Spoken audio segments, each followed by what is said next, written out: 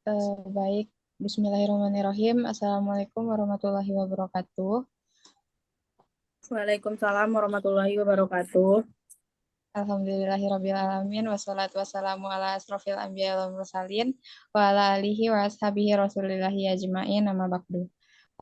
Yang sama-sama kita hormati Bapak Profesor Dr. Nirwana MPD Kons dan Ibu Triafe Nuzila Hari MPD Kons sebagai dosen pengampu mata kuliah bimbingan dan konseling.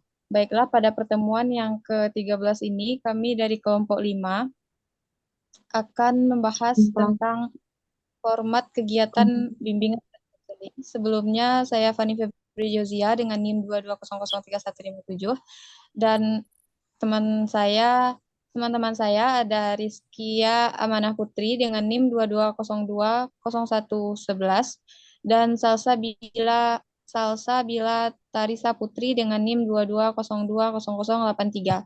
Baiklah, langsung saja pada pemateri pertama saya persilakan.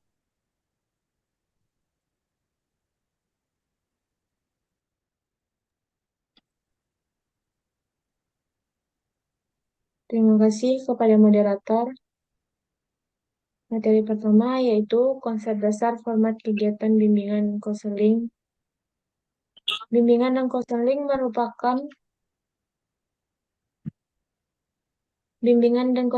merupakan upaya proaktif dan sistematik dalam dalam memfasilitasi individu mencapai tingkat perkembangan dan yang optimal, pengembangan perilaku yang efektif, pengembangan lingkungan, dan peningkatan fungsi atau manfaat individu dalam lingkungannya.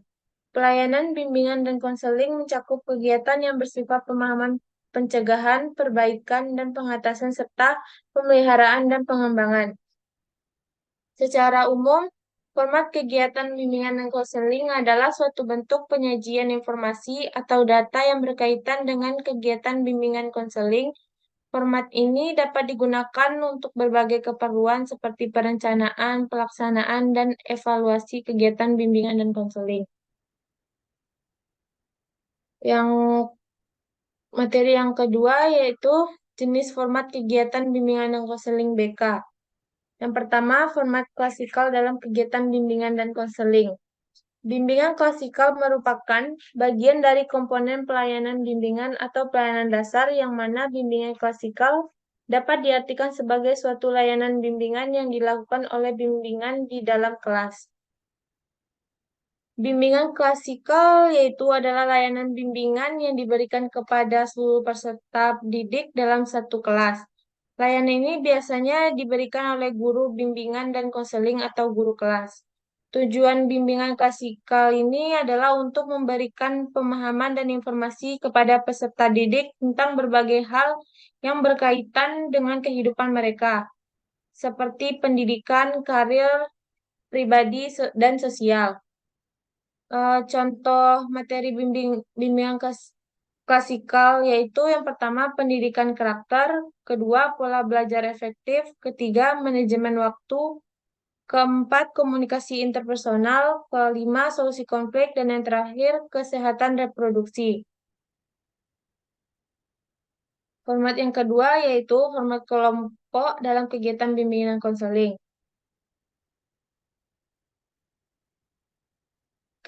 Format kegiatan kelompok yaitu suatu kegiatan bimbingan dan konseling yang melayani sejumlah klien dalam bentuk kelompok melalui dinamika kelompok tersebut. Misalnya, seorang konselor mengarahkan atau membimbing klien dalam sejumlah kelompok yang ketika ada permasalahan di waktu itu, maka diselesaikan melalui secara kelompok yang dibantu oleh seorang konselor yang sudah profesional. Bimbingan kelompok ini adalah juga layanan bimbingan yang diberikan kepada sekelompok peserta didik yang memiliki permasalahan yang sama atau saling berkaitan. Layanan ini biasanya diberikan oleh guru BK. Tujuan bimbingan kelompok ini adalah untuk membantu peserta didik mengatasi masalah yang dihadapinya melalui proses interaksi dengan kelompok.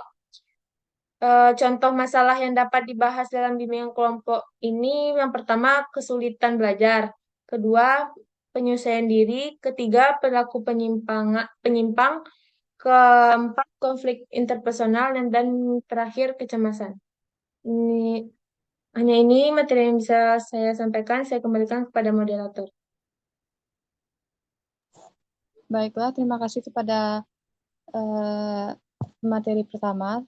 Materi selanjutnya akan dipaparkan oleh pemateri kedua. Saya persilahkan. Baiklah, terima kasih kepada moderator yang telah mempersilahkan saya untuk menyampaikan materi yang kedua, yaitu format individu dalam kegiatan bimbingan dan konseling. Format kegiatan individual adalah suatu format kegiatan bimbingan dan konseling yang melayani klien secara perorangan. Dalam format individual ini, seorang konselor hanya menuntaskan pelayanan masalah yang dihadapi oleh seorang konselor tersebut. Adapun hal-hal yang perlu dipahami dari seorang individu dalam rangka pelaksanaan bimbingan konseling adalah sebagai berikut. Pertama yaitu identitas diri, yaitu berbagai aspek yang secara langsung menjadi keunikan pribadi. Yang kedua yaitu kondisi jasmania dan kesehatan. Ketiga yaitu kapasitas atau kecakapan pribadi. Yang keempat sikap dan minat. Kelima watak dan temperamen. Keenam cita-cita sekolah dan pekerjaan. Ketujuh aktivitas sosial. Kedelapan, hobi dan pengisian waktu luang.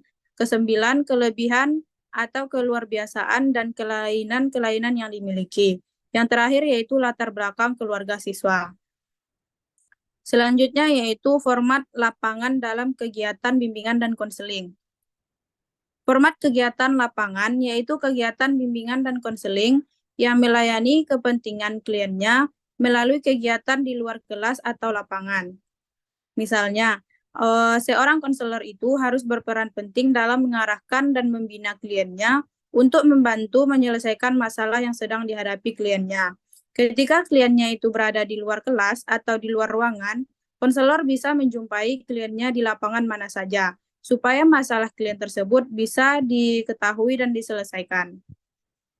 Dalam hal ini, kegiatan bimbingan konseling lapangan bisa kita lakukan dengan cara praktik lapangan bimbingan konseling luar sekolah, yang disebut dengan istilah PLBK luar sekolah. Baiklah, sampai di situ materi yang bisa saya sampaikan. Saya kembalikan kepada moderator. Baik, terima kasih kepada pemateri kedua. Selanjutnya, mengenai format jarak jauh dalam kegiatan bimbingan dan konseling. Format kegiatan jarak jauh yaitu format kegiatan bimbingan dan konseling yang melayani kepentingan siswa melalui media atau saluran jarak jauh seperti surat dan sarana elektronik. Salah satu layanan format kegiatan jarak jauh bimbingan dan konseling sebagai alat komunikasi antara konselor dan konseli adalah sebagai berikut. Yang pertama, layanan bimbingan dan konseling berbasis video conference. Yang kedua, layanan bimbingan dan konseling berbasis telepon. Selanjutnya,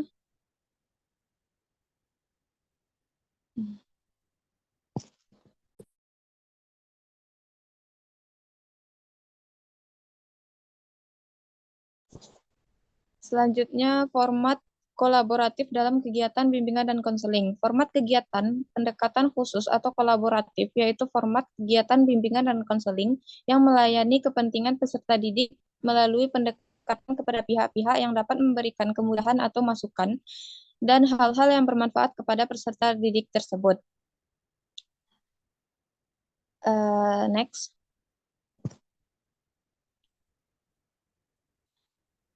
Baiklah, cukup sekian presentasi dari kelompok kami, kelompok 5. Adapun kesimpulan dari makalah yang kami paparkan tadi yaitu bimbingan dan konseling adalah upaya proaktif dan sistematik dalam memfasilitasi individu mencapai tingkat perkembangan yang optimal, pengembangan perilaku yang efektif, pengembangan lingkungan, dan peningkatan fungsi dan manfaat individu dalam lingkungannya. Dasar pemikiran penyelenggaraan bimbingan dan konseling di sekolah bukan semata-mata terletak pada ada atau tidaknya landasan hukum atau perundang-undangan atau ketentuan dari atas, tetapi yang lebih penting adalah menyangkut mengenai upaya memfasilitasi peserta didik yang selanjutnya disebut konseli, agar mampu mengembangkan potensi dirinya atau mengenai tugas-tugas perkembangannya menyangkut aspek fisik, emosi, intelektual, sosial, dan moral spiritual. Baiklah, cukup sekian presentasi dari kelompok kami. Jika ada salah kata, saya sudahi dengan Assalamualaikum warahmatullahi wabarakatuh. Waalaikumsalam.